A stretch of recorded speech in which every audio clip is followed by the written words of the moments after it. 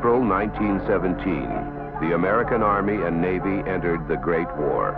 Hear them calling you and me, everyone for liberty. Marching through Paris, the doughboys lifted the spirits of the war-weary French people. But they could accomplish little militarily because at that time, the entire United States Army consisted of only 200,000 officers and men. But people in the United States acted quickly, campaigning for volunteers.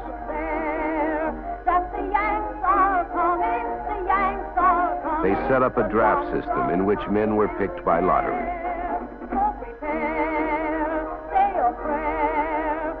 Troops were trained as quickly as possible before they were sent to fight in Europe alongside America's French and English allies.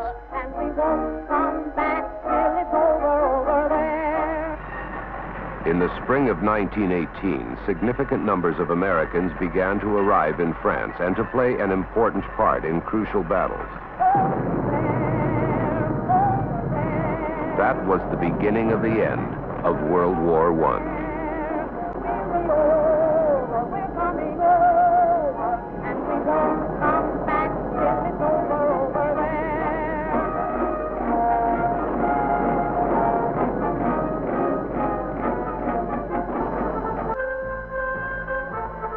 The Americans who fought in this war were of every religious and ethnic group. Some were reservists, occasionally with inadequate combat training. A young artillery lieutenant describes the first reaction of his crew to war. We were occupying an old French position, which probably was well known to the Germans. And as soon as we had finished the barrage, they returned the compliment. My battery became panic-stricken.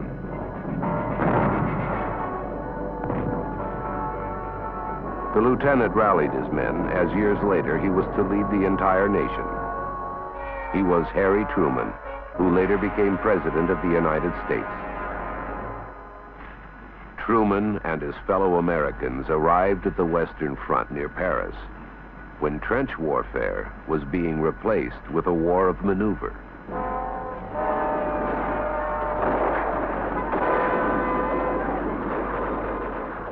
Zigzagging across the battlefield, approaching the enemy from different angles rather than in a suicidal charging line, American and French troops were able to achieve tactical advantage without so great a loss of life. The arriving Americans threw themselves against the last great offensive effort of the German army. Germany attacked in March, again in April, again in May, moving within cannon range of the city of Paris. But in mid-July 1918, as 1/3 fresh, eager Americans landed in Europe, the tide of German victory was turned. Battle after battle ended in German retreat, though the Germans remained on French soil and refused to surrender, as many German allies were doing.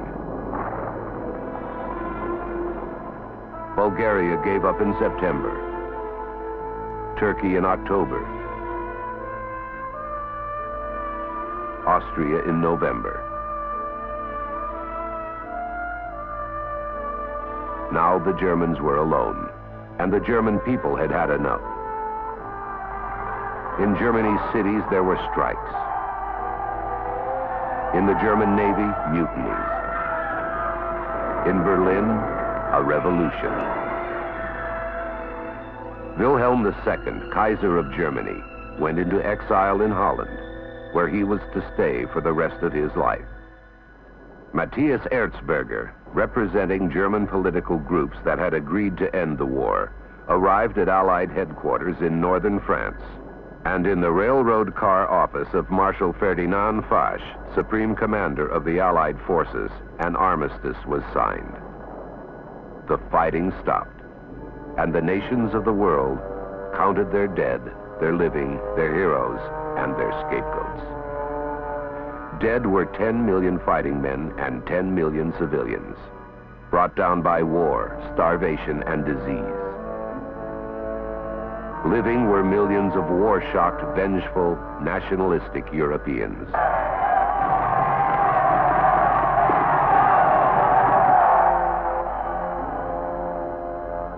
Among the heroes were America's pilots, including Lieutenant Eddie Rickenbacker, an American who shot down 26 enemy planes. And among those who would bear the burden of blame for the war were the people of the defeated nation of Germany.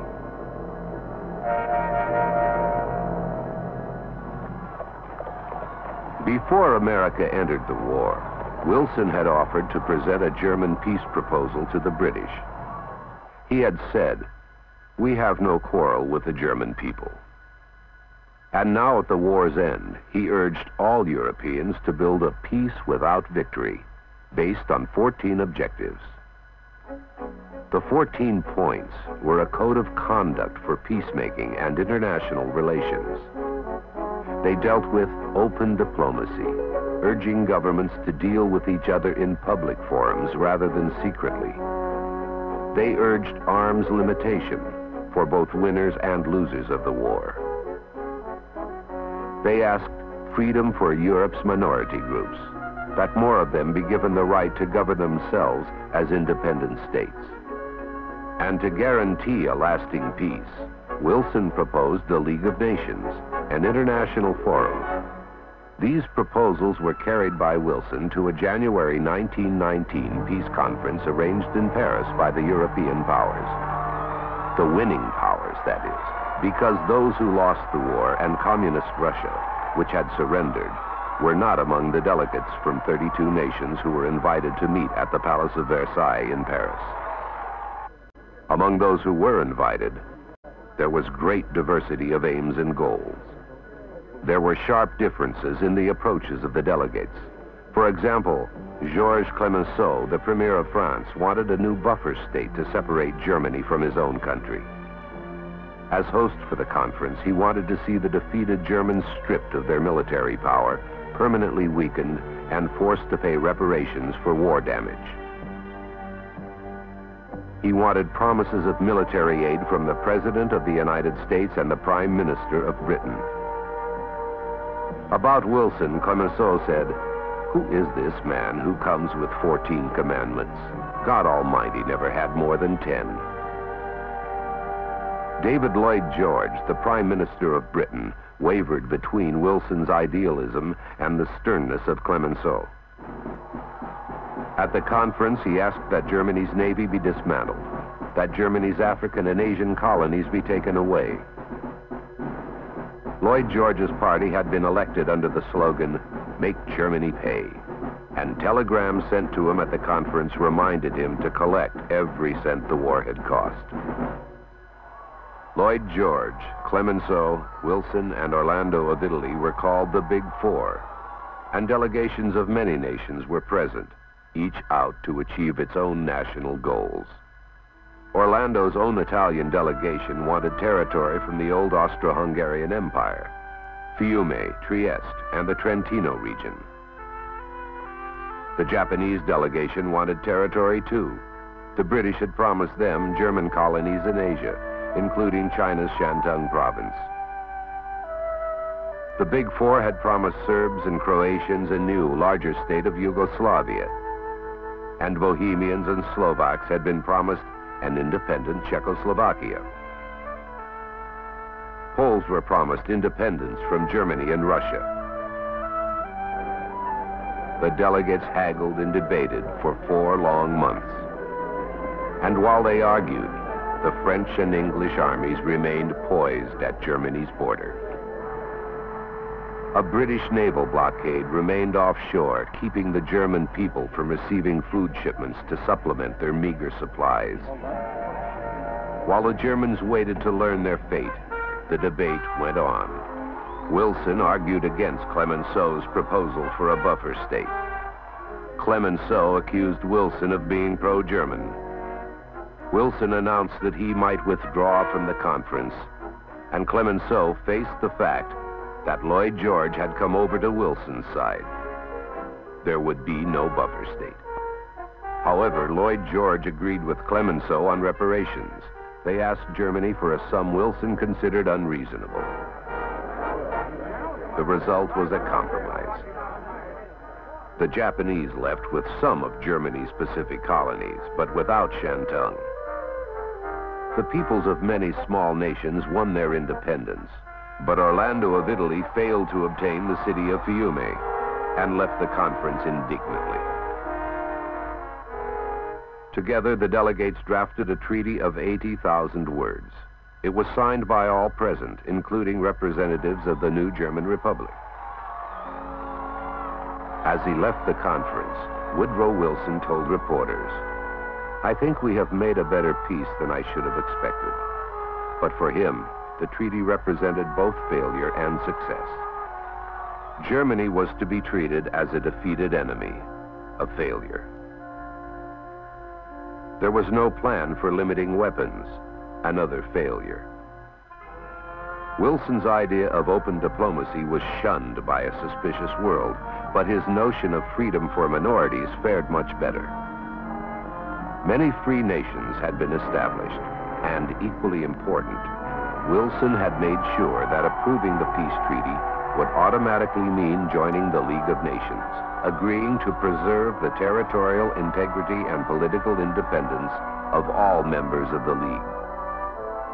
In other words, the delegates at Paris had written a treaty which might obligate their homelands to participate in a mutual defense pact, and that the United States Senate was not willing to do. A number of Republican senators fought ratification subtly and openly.